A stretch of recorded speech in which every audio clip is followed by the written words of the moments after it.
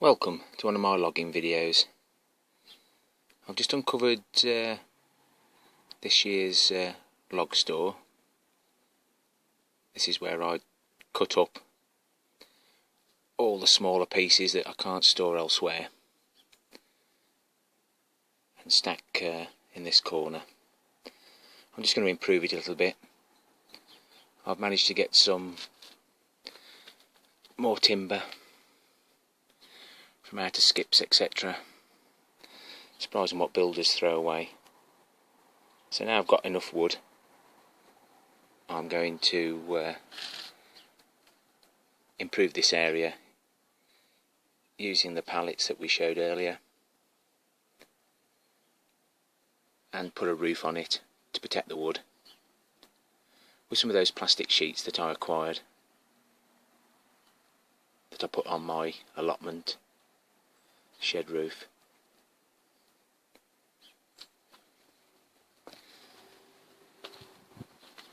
So first job, let's get these out and chopped up. Got something to work with now. So this is all going to be chopped up to my size, and there's all sorts in there.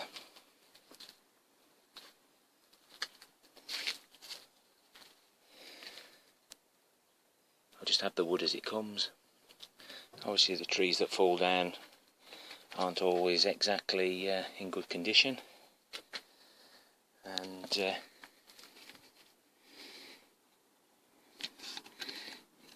you just have to chop them up in the best way we can. So these are the awkward ones to chop, where they were connected, where the branches were connected to the main tree. But as long as you've got one edge split, the combustible gases in the wood can escape, which gives you the flame. It's only the gas that makes the flame, not the wood.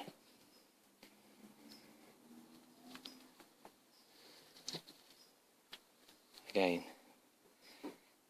it's just a matter of splitting it in the right place so that you can get the wood to burn. My fire's only very small. These are the bits that don't need chopping. Again, that's where the branch was connected to the tree. I've cut it off fairly smooth, and then the other piece of wood I'll be cutting down there to make it easier to split. Right, I'll get me chopper out. You may have seen these on YouTube before for splitting logs. I used to just split it on a stump and then chase the bits all over the yard to pick them up and put them back again.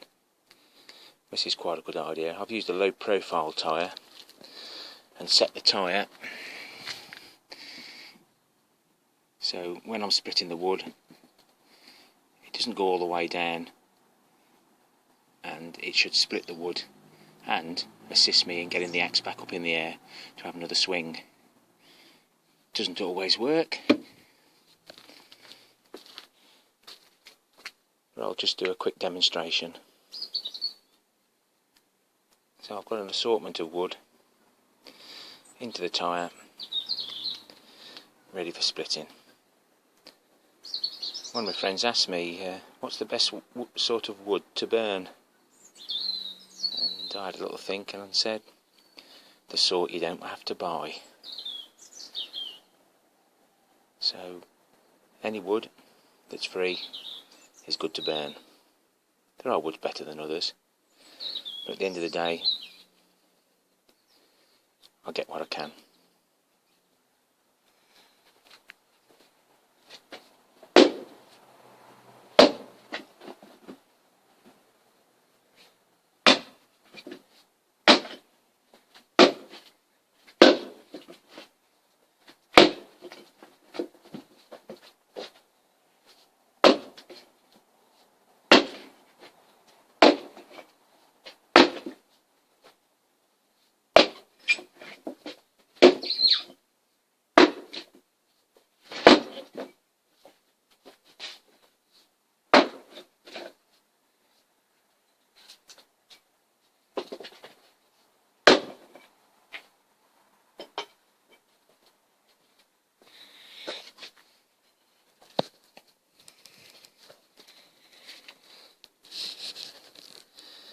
So they're all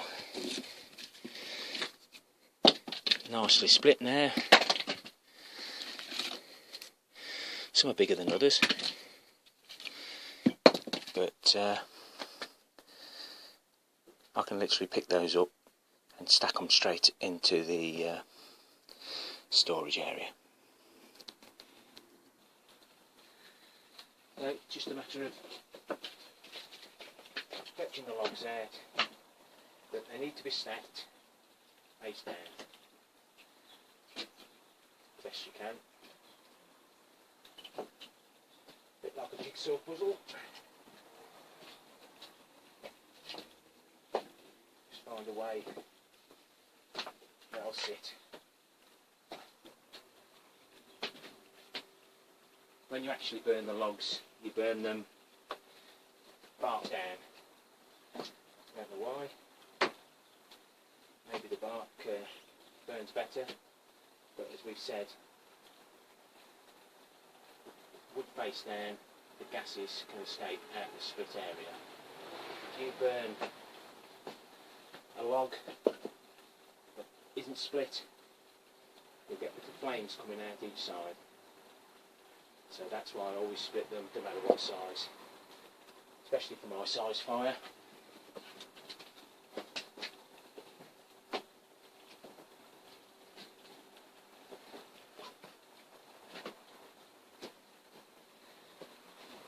This wood should be ready to burn in 12 months' time, but it'll actually be longer than that. I'll just get my moisture meter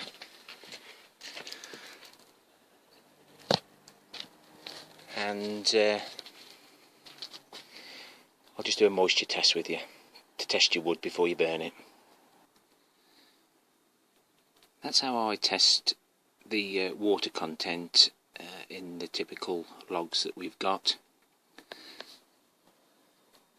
It's a typical building one for testing for damp, and the two probes at the top are the ones that conduct the electricity through whichever material you're testing to check for the amount of water that might be within walls or logs.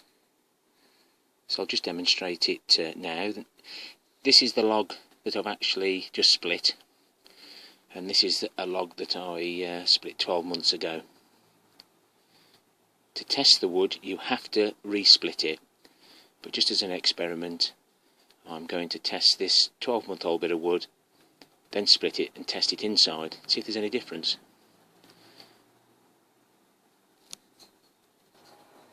Now to test it you have to go with the grain. It's no good going that way, you need to go that way. So let's test this piece.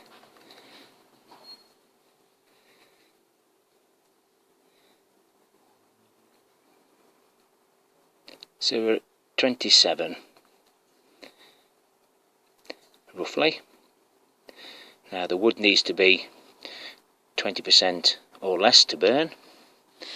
I'll now try the piece of wood that I cut 12 months ago.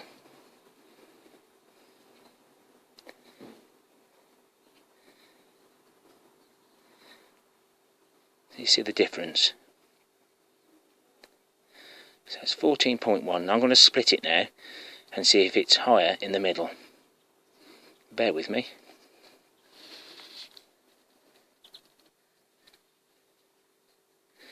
I'll split the wood now.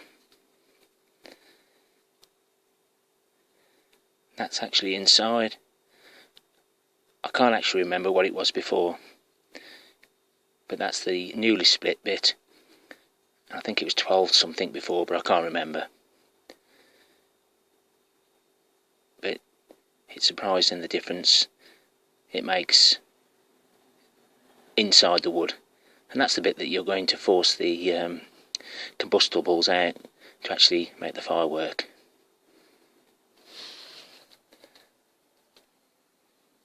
So let's just have a bit of a recap.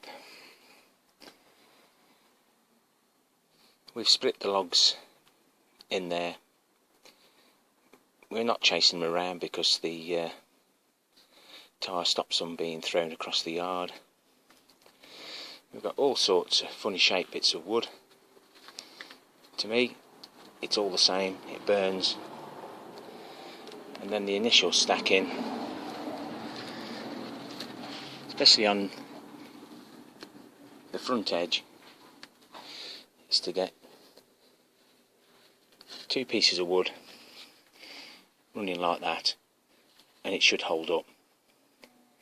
And all the other bits that have been awkward to split go towards the back where it's more supported.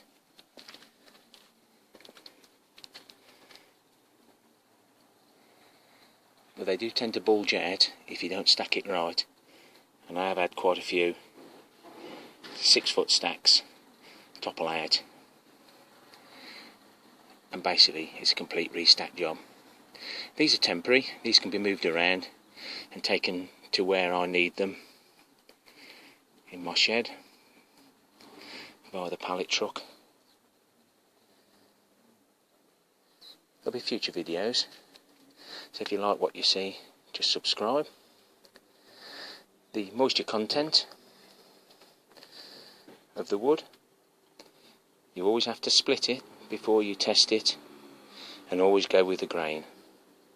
So if you have a load of logs delivered, it's well worth around about £20 to test the wood when it arrives, because they will say it's seasoned,